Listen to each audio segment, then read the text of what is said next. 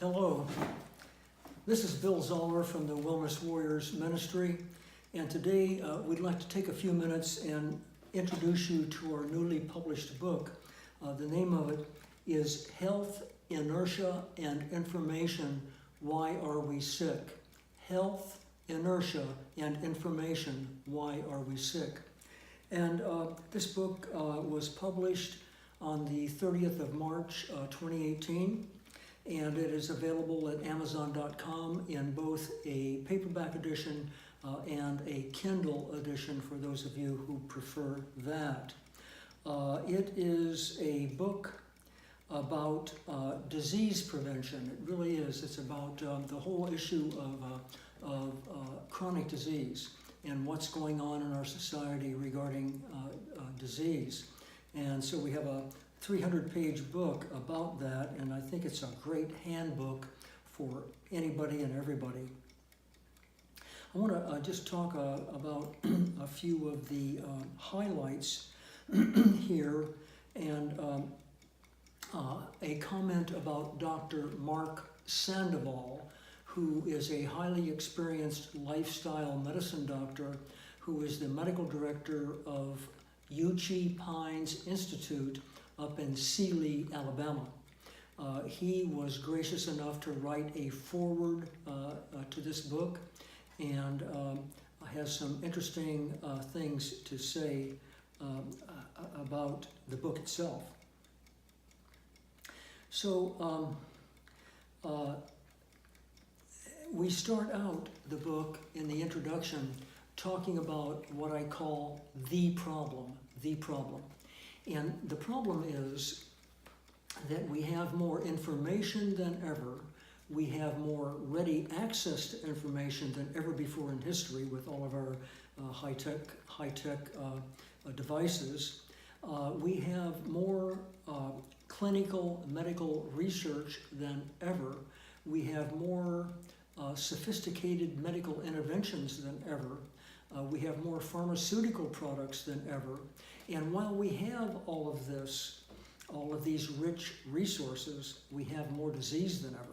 So something is really wrong, and I call that the problem. And the book focuses around that whole issue of what is it that we are doing to keep ourselves stuck in these unhealthy lifestyle behaviors. So the being stuck is what inertia is. It means just not making any progress.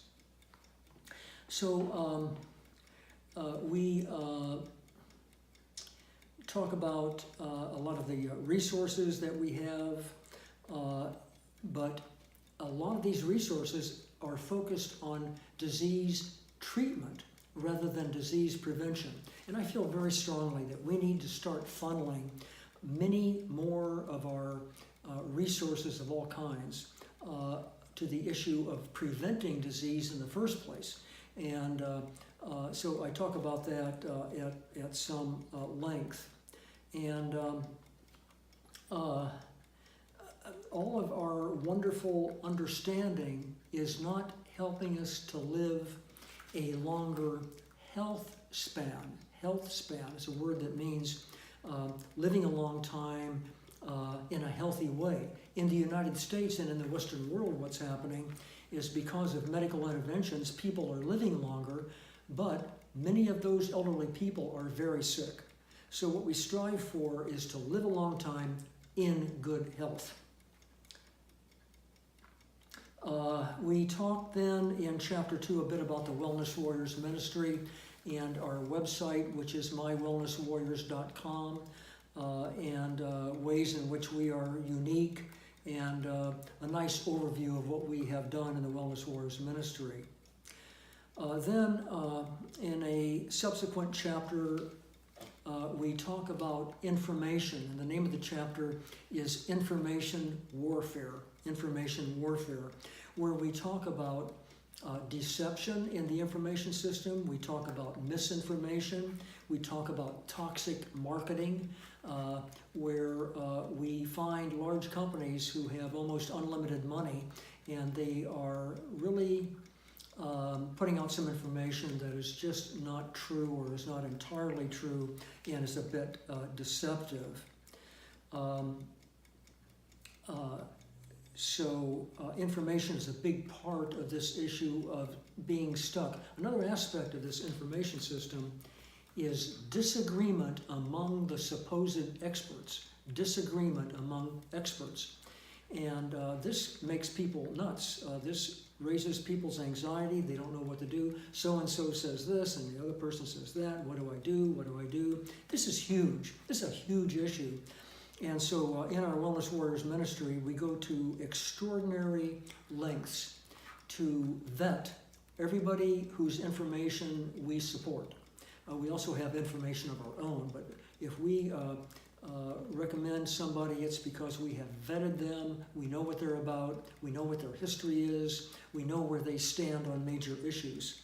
So, we say about the internet, you can find any answer to any question on the internet. So that's a very risky place to be. So we ask people to be cautious about what they buy into when they're getting information from the internet. Then we have a chapter called Inertia, Impediments to Change. And there we go on to talk in more detail about other factors that lead to our not making very good lifestyle decisions. We talk about some defense mechanisms. We talk about what I call a toxic internal dialogue. Toxic internal dialogue, and these are the thoughts and visions that we have over and over and over again that really are not healthy and that maybe are untrue and keep us stuck in the situation of being sick. We talk about complacency and busyness and self-deception and some very interesting practical topics there in that chapter. We also have some things to say about those of us in the Christian church and some of our belief systems and some of the dynamics that keep us sick. Next, we have a chapter about food and optimal nutrition practices, and we talk in depth about healthy food. We talk about what I call caution foods, which are clearly unhealthy, that people are eating all day long, and one of the main reasons why we're so sick as a country. And we end up this chapter with a list of 21 guidelines for optimal nutrition. So that's a very practical chapter. And then we have a chapter on disease prevention where we talk about being overweight, the huge struggle that we're having with people and being overweight and having related conditions like diabetes and so on. We talk about cardiovascular disease and cancer and brain health and Alzheimer's disease. And we talk in this chapter on disease prevention about iatrogenic conditions. Iatrogenic conditions. And what this means is these are medical conditions that are caused by the medical system. By the way, this is the third leading cause of death in the United States, medical contributions to our health. We go on in that chapter to talk about toxins and fasting and the disease of addiction. Addiction is out of control in this country. I don't have time to talk about the specifics of that now, but we do talk about it at some length in the book. We also talk in that chapter about risk-taking, and we talk about stress. And then we end up that chapter with a list of 25 health and wellness core principles, 25 core principles that have to do with our health and wellness. And then one of our last chapters is called Longevity and Health Span. And this chapter is about the whole issue of how do we get healthy, stay healthy, live a long time without disease, and maybe with no medications. And so what an enviable position to be in. And so we talk about some of the specifics there, and we talk about these longest lived people groups, people who are living to be 95 to 120, who live in these blue zones. They're called blue zones, where folks are just living a long time without disease. And so my opinion is, I feel pretty strongly about this, that we need to learn from them and pay attention to what they are doing in their lives. And so we end up that chapter with a list of 24 characteristics of these longest lived people.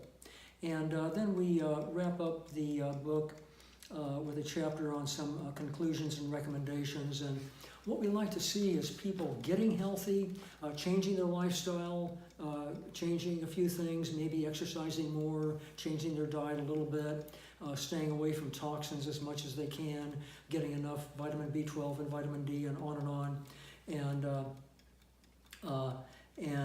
So that's a good thing. But then we think they need to go out and do some outreach.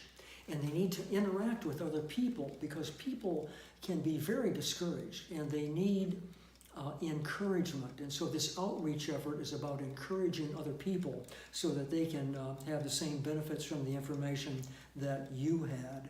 And so we believe in being your own best healthcare advocate. That's kind of a final thought that we'll wrap this up with today. So we think we have a very good handbook about disease prevention here. We hope that if you're interested, that you take advantage of it. And we thank you very much for being with us today. Thank you.